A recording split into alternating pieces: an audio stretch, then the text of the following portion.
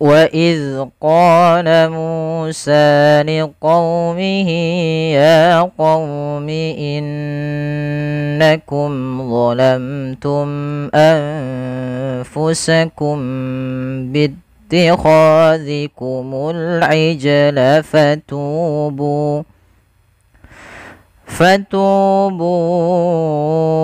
إلى بارئكم فاقتلوا أنفسكم ذلكم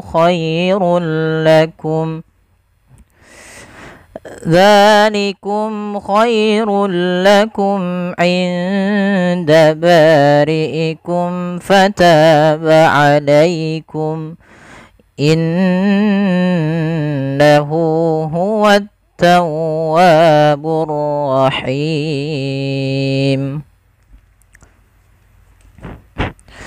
Bismillah.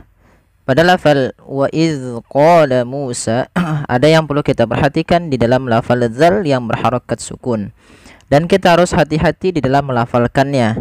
Jangan sampai huruf dzal ini memantul. Kesalahan yang banyak terjadi adalah memantulkan huruf dzal, padahal huruf dzal ini tidak boleh ada pantulannya di dalam melafalkannya. Yang kedua, hati-hati yaitu dalam melafalkan huruf dzal jangan sampai kita rubah menjadi huruf zai. Contohnya yang pertama, wa iz qala itu memantul zalnya. Yang kedua, wa iz qala ini juga kurang tepat atau tidak tepat, dan dia salah karena mengganti hurufnya. Kemudian pada lafal qala Musa, pada lafal qala di sini qa ada fathah bertemu alif, dan pada lafal Musa mu dengan sa ini ketiga-tiganya qa Musa adalah hukum tajwidnya yaitu mad tabi'i. Karena mad tabi'i itu terjadi dengan tiga kondisi: fathah ketemu alif, kasrahnya ketemu ya, dan dhammah ketemu waw. Qa bertemu alif, mu bertemu waw, sa bertemu alif. Maka dia panjangnya berapa harakat? 2 harakat, dan harus sama panjangnya qa, mu, dan sa. Jangan sampai kita membedakan di lafal mad tabi'i yang satunya terlalu panjang, yang satunya terlalu pendek. Misalkan wa idz qala Musa, nah, ini kan kepanjangan, cukup 2 harakat saja. Wa idz qala Musa.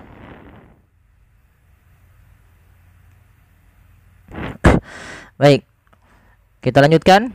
Liqaumihi, pada lafal liqaumi ini huruf qa ya, jangan liqaumi. Jangan diganti dengan huruf kaf. Liqaumihi enggak, tapi liqaumihi. Yaitu di sini kita untuk menyempurnakan dari fathah bertemu dengan huruf waw. Dan agar sempurna dalam pelafalan wawnya kita monyongkan sedikit. Liqaumihi. Kemudian pada lafal hi, di sini ada huruf ha yang seperti ini bertemu dengan bentuk ya kecil seperti ini. Maka ini kita namakan dengan mad silah qasirah. Mad silah qasirah tidak terjadi kecuali dia untuk ha dhamir saja. Ini kita namakan dengan ha dhamir yang menunjukkan kata ganti orang. Kalau di dalam bahasa Arab ini kata ganti yang dia muttasil, yang bersambung. Maka kita namakan hukum tajwidnya mad silah qasirah. Panjangnya adalah 2 harakat. Kemudian pada lafal ya qaumi innakum, pada lafal ya kembali lagi ada mad tabi'i, tidak kita bahas, tapi hati-hati dalam melafalkannya jangan sampai panjang pendeknya berbeda antara mad tabi'i satu dengan yang lainnya. Qaumi sama dengan tadi. Innakum ada nun berharakat tasydid, kita namakan dengan bacaan gunnah. Beberapa kesalahan yang terjadi dalam melafalkan gunnah tidak menahannya. Contoh innakum harusnya ditahan dulu. Innakum sambil dimasukkan ke rongga hidung kita. Kemudian pada lafal innakum zalamtum, di sini sebenarnya ada satu lagi kelewatan kami, yaitu di sini ada hukum tajwid berupa izhar syafawi. Izhar syafawi terjadi apabila ada mim mati bertemu dengan huruf hijaiyah kecuali mim dan ba. Jadi seluruh huruf hijaiyah apabila didahului dengan huruf mim, maka dia mim itu khusus mim mati, maka dia dimakan dengan izhar syafawi.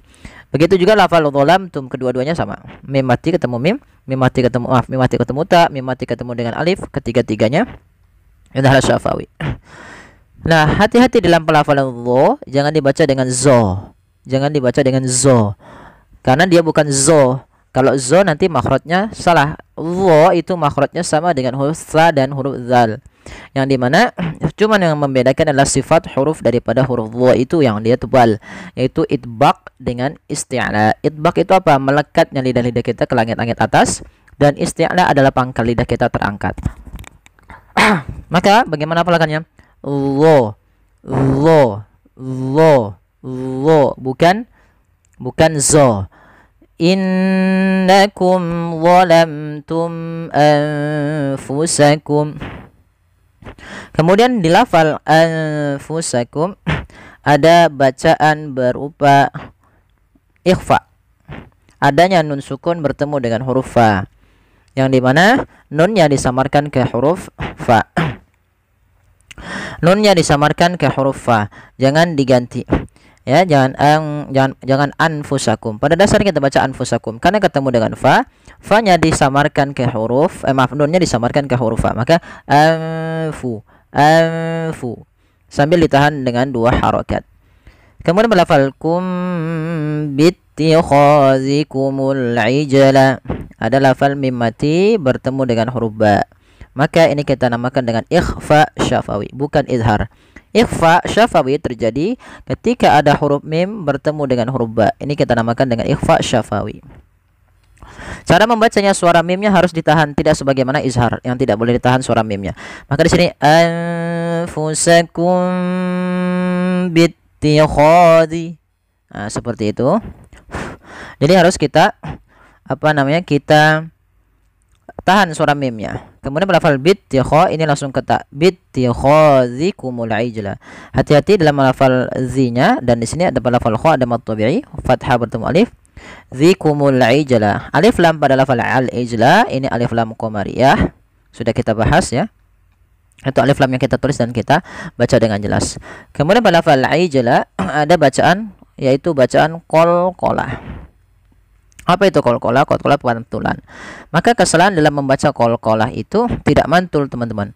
Contohnya ijlah, ijlah. Atau misalkan menambahkan hamzah, ijlah, itu menambahkan hamzah. Kedua-duanya salah.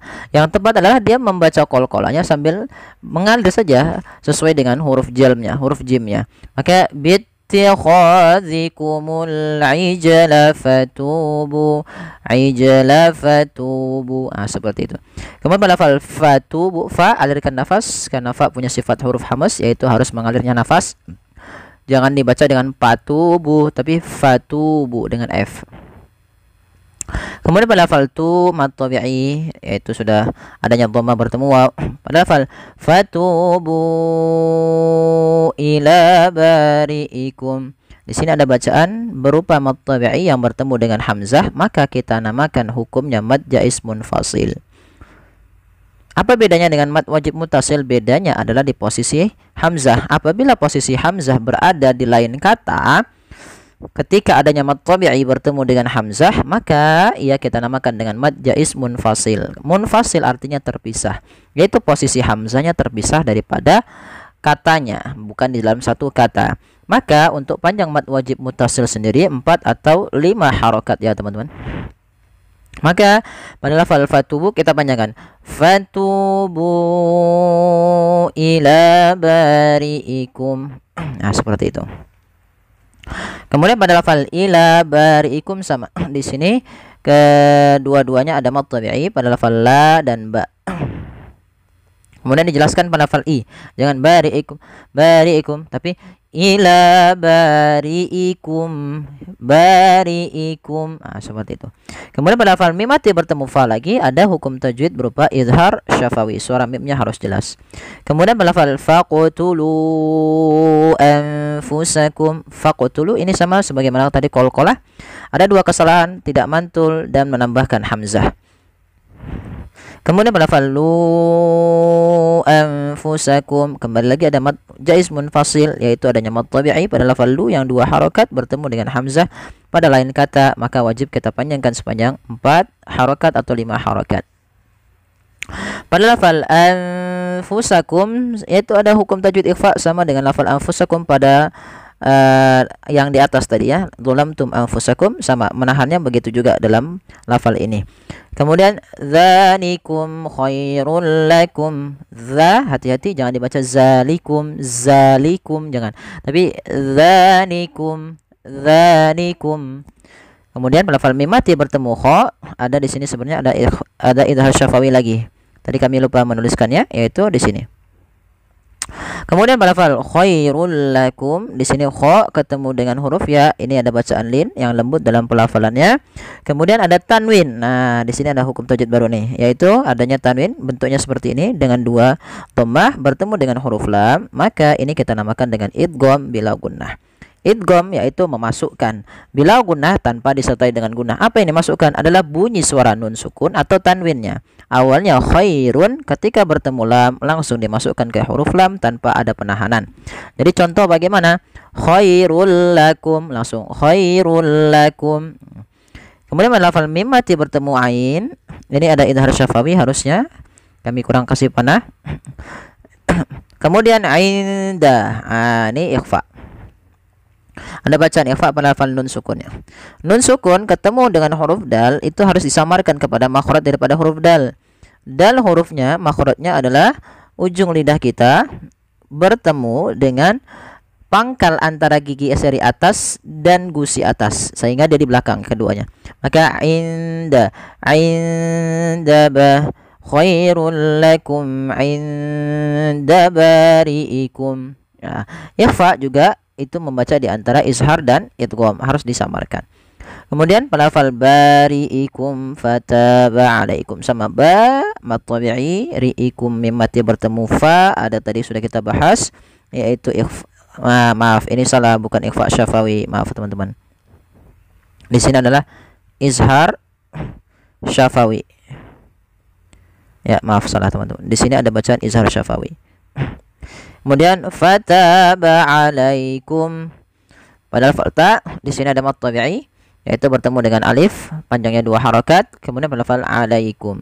Kemudian kita waqaf pada lafal huruf jim. Kemudian innahu huwat tawwabur rahim. Pada lafal hu di sini ada baca mat silah qasrah sebagaimana liqaumihi tadi. Tapi sebelum itu pada lafal nun berharakat tasydid ada bacaan gunnah, yang dimana suara nunnya wajib kita tahan. Kesalahan terjadi tidak menahannya. Contoh innahu huwat tawwabur rahim, harusnya innahu huwat tawwabur rahim. Kemudian pada lafal mat silah qasrah di sini dipanjangkan 2 harakat juga, huwa, bedakan hu yang pertama dan yang kedua. Kemudian huwa tawwabur rahim. Pada lafal at-tawwab dan ar-rahim kedua-duanya ada alif lam, dan alif lam di sini kita namakan dengan alif lam syamsiyah, yaitu alif lam yang diidghamkan dan dimasukkan ke huruf setelahnya dan dia tidak dibaca. Pada lafal tawwabu ada mat tabi'i, dan lafal ar-rahim ada bacaan mat arid disukun, yaitu mat yang terjadi ketika adanya sukun yang diwaqafkan atau adanya huruf yang ketika waqaf kemudian disukunkan dan sebelumnya ada huruf mat. Di sini huruf mat yaitu berupa ya dan bertemu dengan huruf mim yang disukunkan menjadi ar-rahim. Dasarnya ar-rahimu karena kita waqaf menjadi ar-rahim. Nah, inilah yang kita namakan dengan mat arid disukun, yaitu panjangnya kita boleh memanjangkan 2 harakat, boleh pula 4 harakat, boleh pula 6 harakat. Baik, kita coba ulang dari ayat awal. وَإِذْ قَالَ مُوسَى لِقَوْمِهِ يَا قَوْمِ إِنَّكُمْ ظَلَمْتُمْ أَنفُسَكُمْ بِاتِّخَاذِكُمُ الْعِجْلَ فَتُوبُوا إِلَى بَارِئِكُمْ فَاقْتُلُوا أَنفُسَكُمْ ذَلِكُمْ خَيْرٌ لَكُمْ عِندَ بَارِئِكُمْ فَتَابَ عَلَيْكُمْ إِنَّهُ هُوَ التَّوَّابُ الرَّحِيمُ. صدق الله العظيم. Alhamdulillah kita telah menyelesaikan bacaan Al-Quran kita dan pembelajaran kita pada ayat ini. Semoga yang sedikit ini bisa bermanfaat bagi teman-teman sekalian. Mohon bantuannya untuk like, share, dan subscribe. Terima kasih. Jazakumullahu khairan.